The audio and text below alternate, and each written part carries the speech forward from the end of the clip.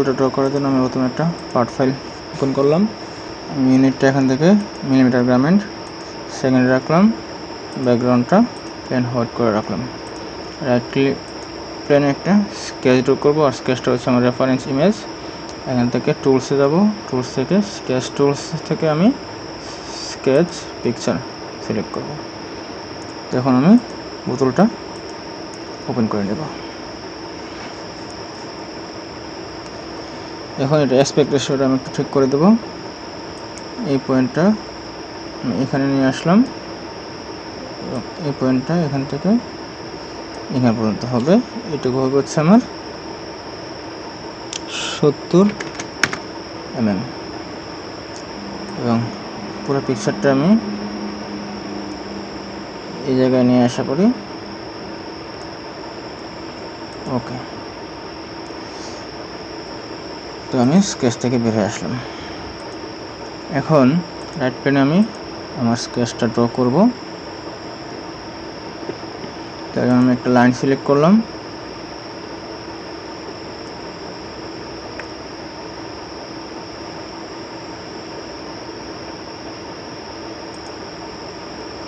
Horizontal line নিচের দিকে আসলাম, দিকে এসে এবং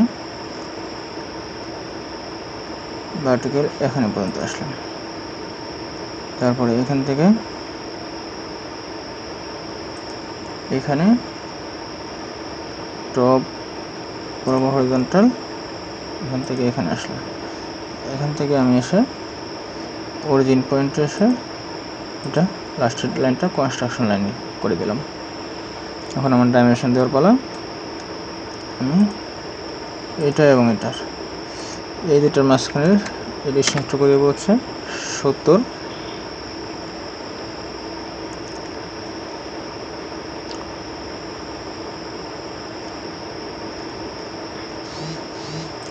এখান থেকে এখানের এই ডিস্টেন্সটা দেবো হচ্ছে 22। টপ থেকে বটম এটা দেবো হচ্ছে 270 mm।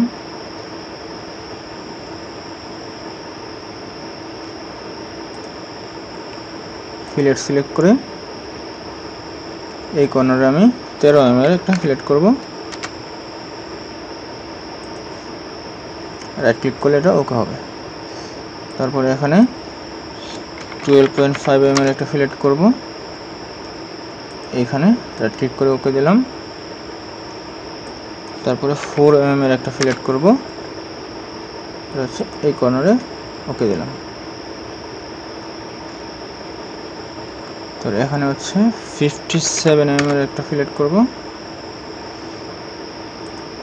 ওকে দিলাম।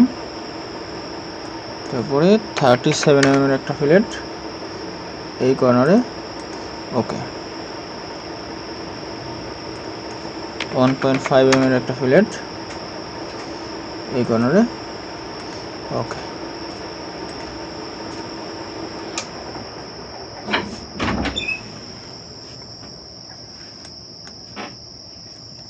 এই ইনক্লাইন লাইন এবং এই হরিজন্টাল লাইনের মাঝখানের অ্যাঙ্গেল দিব হচ্ছে 159। এই হরিজন্টাল লাইনের এটা দিব হচ্ছে 22 mm এর।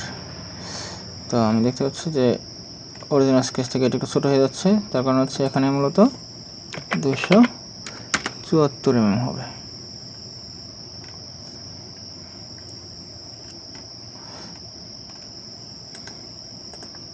এবং এটা এই পাশ থেকে এই পাশে চলে আসছে, আমি এটা পাশে নিয়ে দিলাম।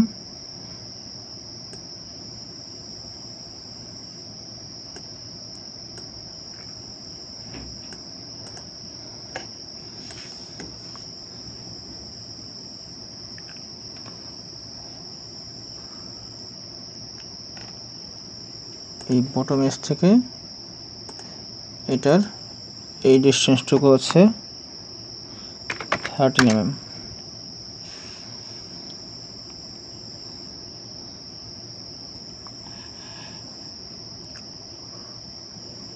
এখান থেকে বটম এর এই ডিস্টেন্সটুকু হচ্ছে 3.9 mm,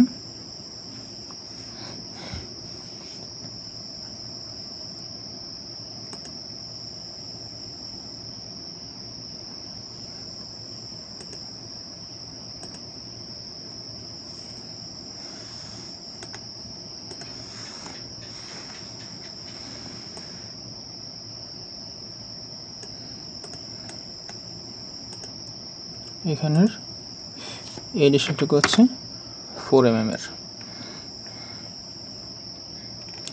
তো স্কেচটা ফুললি ডিফাইন আছে। এখন ফিচার্স থেকে আমি রিভলভ বসবে সিলেক্ট করে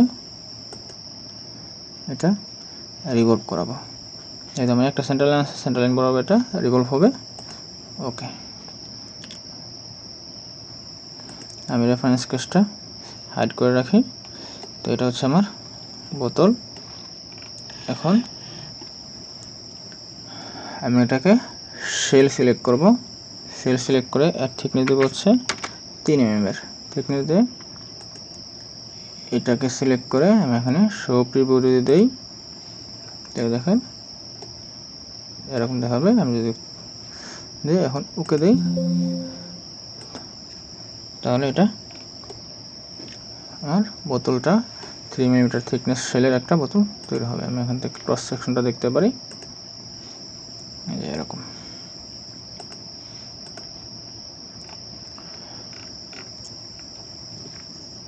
এখন আমি এখান থেকে এই ভেতরের এজটা ফিলেট করে দেবো হচ্ছে 1.5 mm এর এজ। ওকে, তো এটা হচ্ছে আমাদের বোতল। তো ড্রিঙ্কিং ওয়াটার বোতল আমাদের কমপ্লিট হলো। এখন সেভ করে নেব।